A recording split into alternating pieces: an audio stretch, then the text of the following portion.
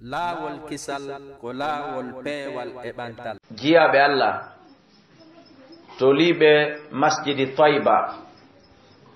e kala ɓe Qhoutba on hewti en yetti Allah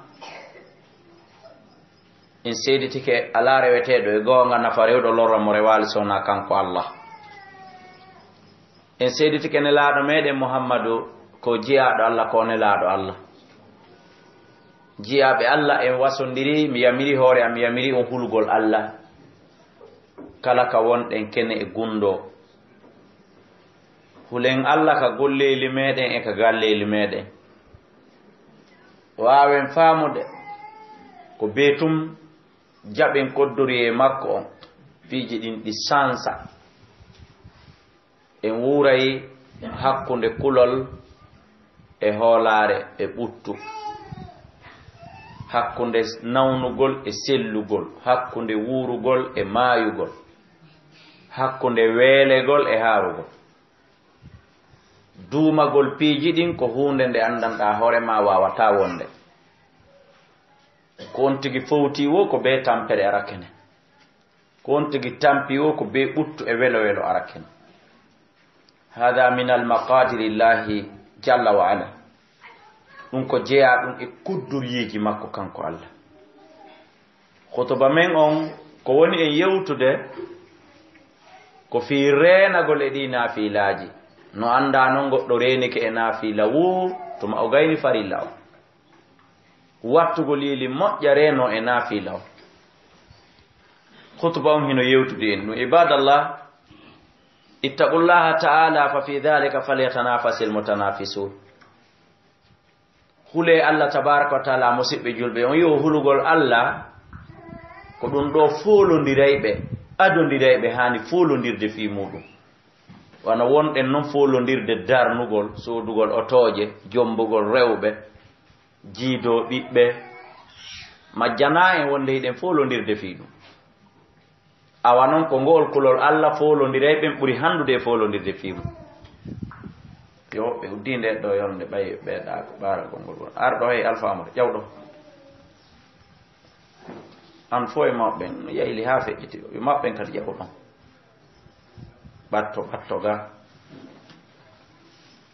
wa'lamu anna as-salawati al-maktuba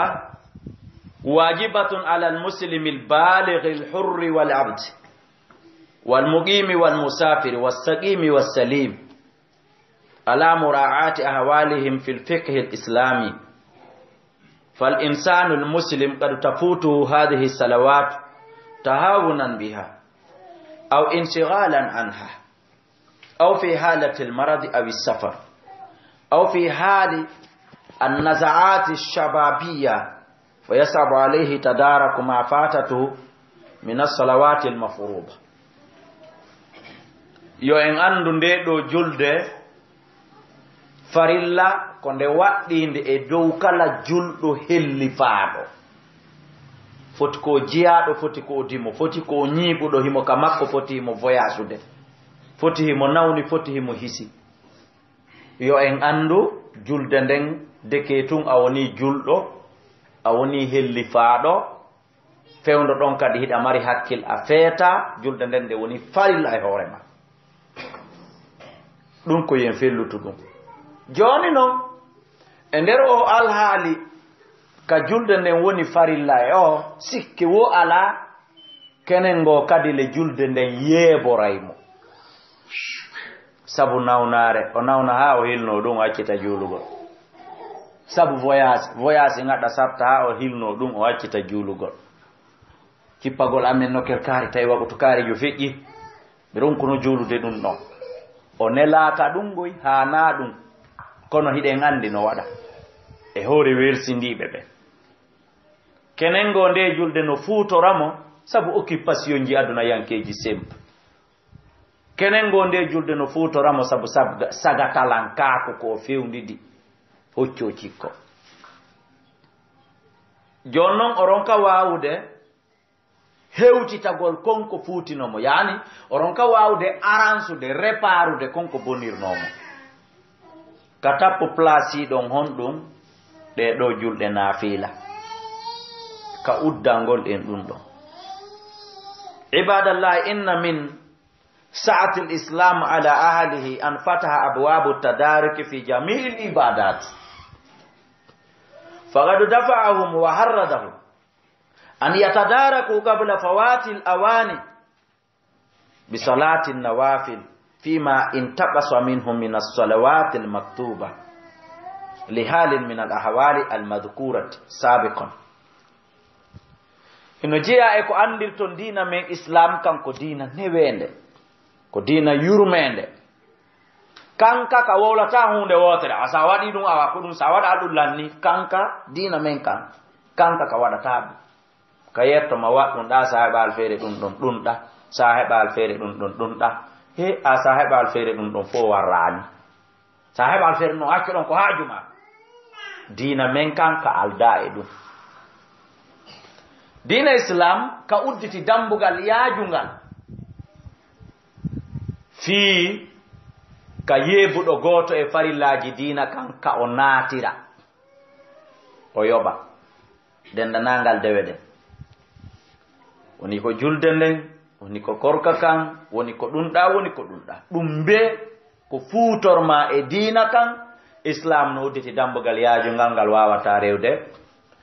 naata udda ɗum ɗon aransa ɗum ɗon hay si a wawata fotude wa waɗunoɗo ɗum law fewdo waɗeteno kono wa bakka ton iwa hoorema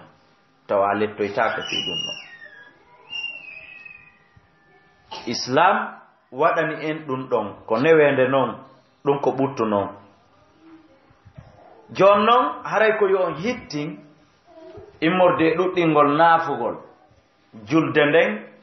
ko uddata ɓay fellete hiɗandi wodino e sa'iji ɗi ala julude régulièrement. Hittina e naafila on ko wawa uddirde ɗen jolɗe feƴƴunoɗe. li anna nawafila tajbaru naqsal fara'id, sabu non naafilaji ɗin ka korka o ka julde o ka zakka o naafilaji ɗin ɗi udday ɗi aransay ɗi wattay ko ɗuyti kon ka farilla. Naafila on wattay kala ko ɗuyti kon ka farilla. Rawa Abu Hurairata radiyallahu anhu qala sami'tu Rasulullah sallallahu alaihi wasallam yaqulu inna awwala ma yuhasabu bihi al-'abdu yawm al-qiyamati min 'amali salatahu fa in saluhat wa fi riwayatin fa in sahhat faqad aflaha wa anjah wa fi riwayatin faqad aflaha wa faza wa in fasadat faqad khaba wa khasara. fa in tagasa min faridatihi shay'un qala rabbu azza wa jalla unzuru hal li abdi min tatawwi fayukammala biha ma in tagasa min al-faridati summa yakunu sa'iru amalihi ala dhalik. Sikki wala majna'in no ari hadis mu Aba Hurayra filli wonde Allah dali nelaɗo maki ko adete vérifiede e dewe neɗɗo on fof nyalande darngal ɓaawo o maayi o immitike ko nde julde. Si nde selli on ɗon neɗɗo marsini mali daɗi teddi. Si nden julde ndarama tawinde boninde kelɗali on ɗon o perdi, o hayri, o malkisama, o marsinali. Si tawi julde nde ndarama tawinde ɗuyti fi tun Allah andi goɗen kanko hani do nde yiɗa naata yiite o haray a ronkinmo o e tantoma do o inna ndara nelan o jiyaɗan est ce que himo mari naafila. Simo mari naafilaji ƴetton remplacera non lan farilla mo yeebiɗo on no gasa ka yurmede Allah o waɗa darde e gala darde. No gasa o inna o oye ɓay ko perdi kon ko ɗum ɓuri marde valeur ɗum ɗa ko naafila. No gasa waɗa 7 égale à 1, no gasa waɗa 10 égale à 1 none no gerdoyo para himo mari gonga. No gasa o waɗa darde naafila égale à darde farilla. Siɗa marno naafilaje darɗe 4 ɗe juuluɗa ɗe remplaçanima fana. Siɗa marno darɗe 2 ɗe naafuɗa ɗe remplaçanima subaka. No gasa o gerda noon ka moƴƴere makko e ka yurmede makko. No gasa wiya o ko 10 contre 1 ko darɗe 10 naafila limete paakeɗa lonto darde wotere farilla. ta ko sa heɓi darɗe nogay nafila a heɓi subaka goto remplaçant sa heɓi sappo laabi nayi ɗum woni darɗe joni innen temdere capanɗe jeegom wona lonto fana goto ma alansara goto ma geƴe goto non hande kadi do ala kulli halin no selli nelaɗo maaki Allah innay ka dargal ƴettanela nafilaji makko ɗin walkanollam farillaji makko ɗin si ɗum no woodi ƴette walke andi ko o natuno kon marsanimo ka aduna ga awa noon si tawi nafilaji kadi ɗaɓɓitama ko aransire ko uddire ko walkire farillaji ŋakkuɗi ɗin ɗum kadi heɓaki Allah inna oɗo ala ko wawanɗe mo ɓuri ɗum ɗo ko on say innete khuduhu fa khulluhu thumma aljahima salluhu nange mo ceeno mbu ina no loyammo ka nder yitte jahannama haala ala ko ni gerdete dendanangal dewe ɗen ala sa'iril ibadati kulli ko ni dartirte ka korka ko ni dartirte ka zakka ko ni dartirte ka hajju ko ɗum waɗi ta goto jaɓɓu tawa ila o gayni suuma e hikka o mimitata ha ko arata ta goto jaɓu haratuma ila o salmini fana o mimitata julde ha e alansara hinsi tawi fana on yeɗɗano goyi ara konno walkiroyta ɗum ɗo hinsi suumaye on yeɗɗano goyi woduno ko ŋakki ton haray konno ɗum walkiroyte wonande marɗo moye wotaw jaɓara ko nde wotere o hajji e nder gurdam makko ɗan fo yo yiltito duuɓi joyi kala o hajjoya ma ya o waɗoya umura sowno kala ko ɗum ɓuri labede ko ɗum ɓuri moƴƴude yo Allah timina en farillaji men wa qala روى الإمام أحمد أودا حديث إمام أحمد في اللي وقال صلى الله عليه وسلم لا ماكي إن في الجنة غرفا يرى ظاهرها من باطنها وباطنها من ظاهرها أعدها الله لمن أطعم الطعام وأفشى السلام وصلى بالليل والناس نيام نلا صلى الله عليه وسلم ماكي هنا كندر الجنة إتاسيجي mono nder no suti yaasi mono yaasi no suti kon feƴƴude nder ɗin no ton c'est à dire ɗi fof ko ɗi vitiri ila ley ha dow miiru ala kono vitre wangal no mari doole ɓuri ko wiyeten kon ko beton loowa ko beton ton janma biriki ala on vitre no mari doole mari garanti eɓɓindirtake e ɗum ɗa ɗin ɗon soroji ɗin ɗon étasiji ko marana ko huwaynoɓe ɓen yimɓe yogaji ɓeeɗa walike na ɗum halluɗo yoɓeymo an ruƴƴowo he ƴaw dow jorɗe no acca e seraji ɗin fof yoɓeymo imo an ruƴƴo an mo basan ƴawi dow ƴaw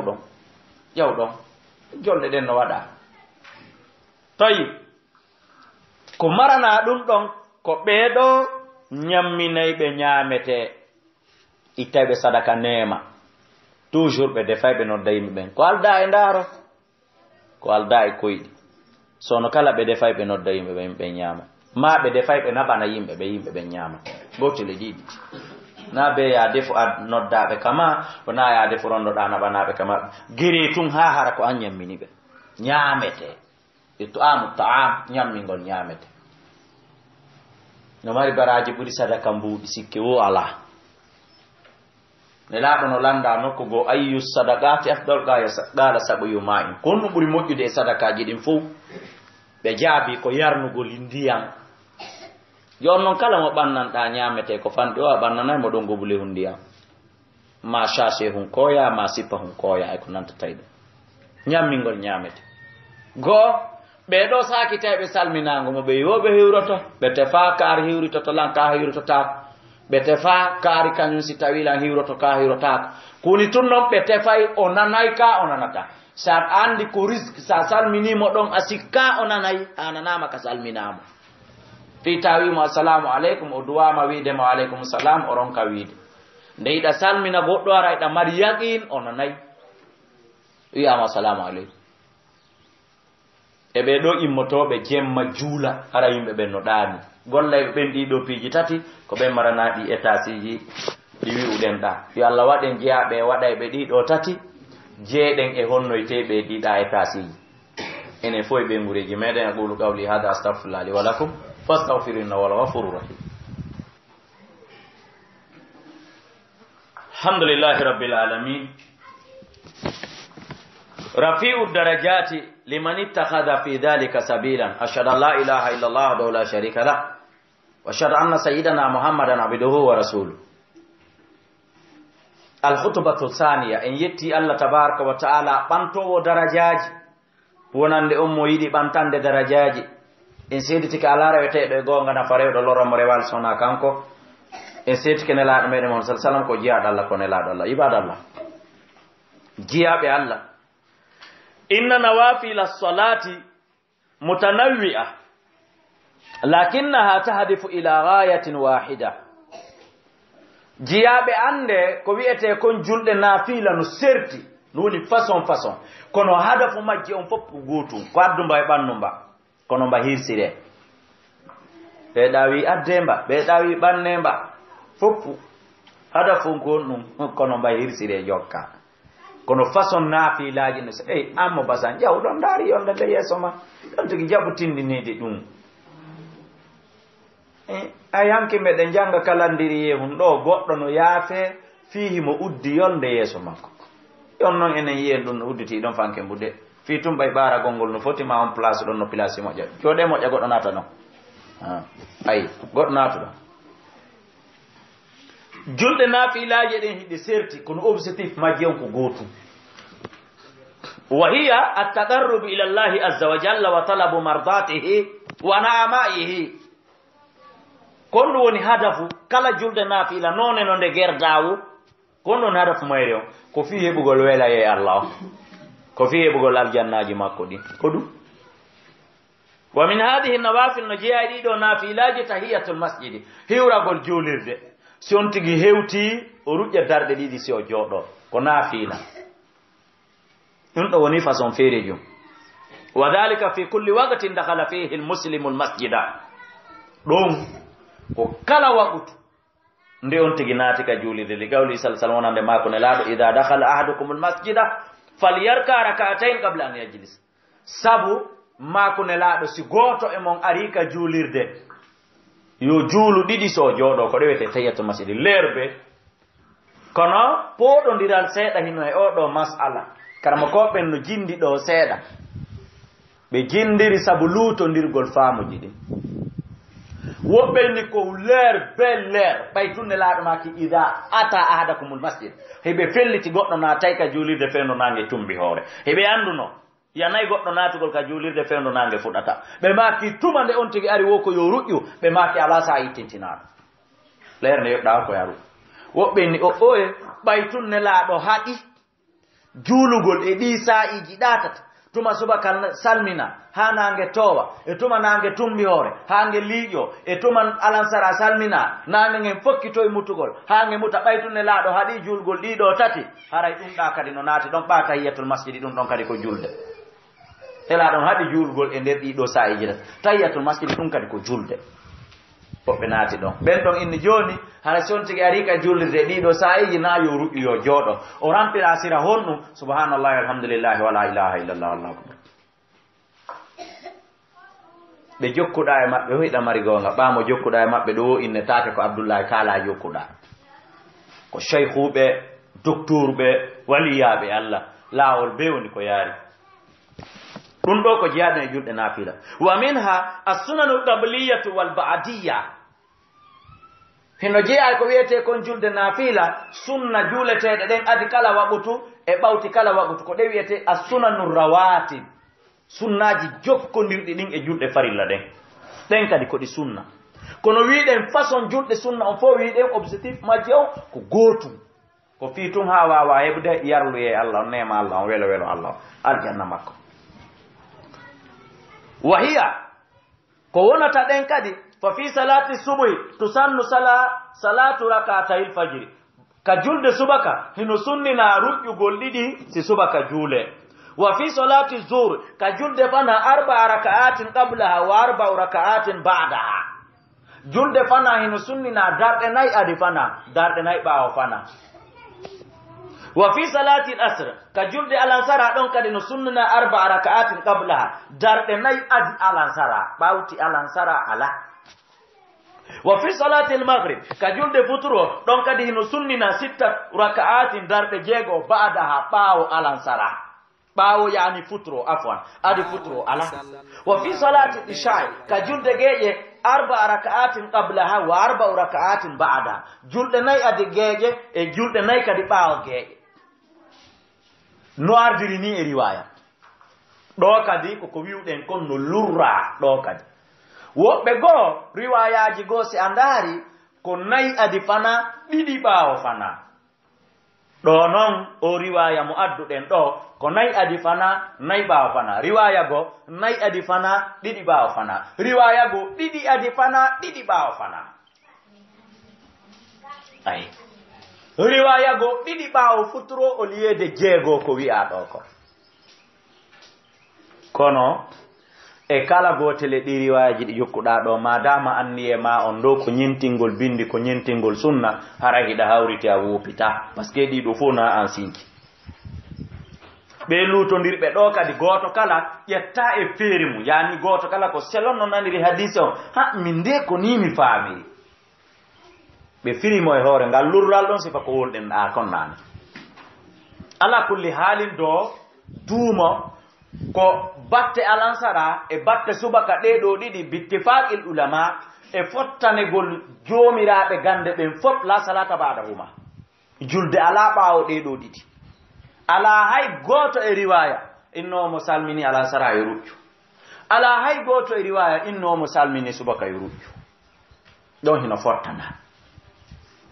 oyi wa min annawafil hino jeeya e majje kadi ila salati shaf'i wal witri idafatan ila salati shaf'i wal witri no ton kadi juulugol kadi ko wiyete kon shaf'i witri wa min annawafil no jeeya nafila jaden aidan kadi as-salatu fi jawfil layl juulugol tumbere jemma taddo al istita'a embere wo ko ne wani on tigi gayna watta witri qala sallallahu alaihi wasallam nelaɗo maki abdalus salat ko ɓuri moƴƴude julɗe ɗen fof bada salatil maktuba ɓaawa julde farilla as-salatu ko julde juulande fi jawfil layl tumbere jemma wa afdalus siyam ko ɓuri moƴƴude korko kam fof bada shahri ramadana ɓaawo leyru sumaye siyamu shahrillahi almuharram ko horgol ndu ɗo leyru wiyetendu jombende ko non ɗon ɓuri moƴƴude korko fof si woni sumaye feƴƴi horgol jombente nandu fof dey ko horgol suɓa tenen e alkamisa ko woni ko e mayru ma hawra hande nyama jango hora hande nyama jango hawri e tenen o hawri e alkamisa o hawri e dimanche haray ko ni woni no sellini ko ɗum woni ko nelaɗo sallallahu jonno no wodi kadi julde sunna boyduwaɗe juulede kadi ɗe wowlaka ɗo wano salatu duha e ko nantata e ko nantata no ton kadi yani salatu tatawwi julde volonté ni namani joɗɗa madama o sa'i ɗo wona harmuɗo juulugol yani wona leerde nangue tumbi hoore wona leer puɗal nangue wona leer mutal nangue amara golle na accumi momi juula yande moɗa juula ɗon ɗiɗi nayi jeego jeetati sappo nogay temedere salatu tatawwi yani julde volonté tun nina mani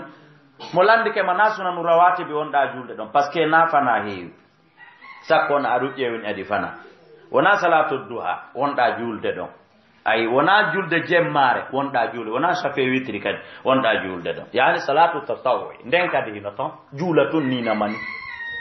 laɓɓina anni e om ɗo juulande allah ɓayino nini mi mara occupation goo ɗo occupade mi juulana allah ayi ɗum ɗo fof muɗum hino yamira ayyuhal muslimun hay kono yo julɓe mulazamatul muslimi li hadihi nawafili laha fawaidu aida